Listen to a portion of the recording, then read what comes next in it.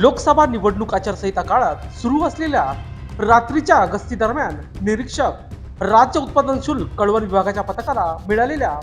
गोपनीय माहितीनुसार राज्य उत्पादन शुल्क विभागाचे आयुक्त विजय सूर्यवंशी, संचालक प्रसाद सुर्वे, विभागीय उपायुक्त वर्षा वर्मा, नाशिक विभाग अधीक्षक शशिकांत गर्जे,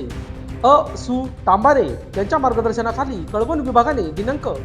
2 मे 2024 रोजी रात्री 11 वाजता पिंपळगाव वनी रोड, पिंपळगाव तालुका, निफाड जिल्हा नाशिक येथे वाहन तपासणी सापळा रचून संशयित वाहन क्रमांक MH15 GB 8622 ची तपासणी केली असता सदर वाहनामध्ये भाताच्या भुशाच्या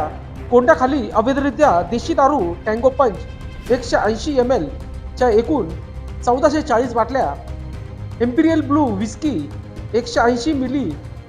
च्या 720 बाटल्या, DSP विस्की 15 बॉक्स असे एकूण 60 बॉक्स रुपये 3,16,800 चा मद्यसाठा व 4 चाकी वाहन असे 10,16,800 किमतीचा मुद्देमाल जप्त करण्यात आला असून गुन्हा नोंदविण्यात आला आहे. सदर कारवाई वेळी किरण देवीदास पवार वय वर्ष 30 राहणार खेडगाव तालुका दिंडोरी नाशिक, शहनबाज शकीर खान वय वर्ष 23 राहणार भाईंदर वेस्ट मीरा भाईंदर जिल्हा ठाणे, रवींद्र संजय भवर वय वर्ष 30 राहणार कसबे वनी तालुका दिंडोरी नाशिक,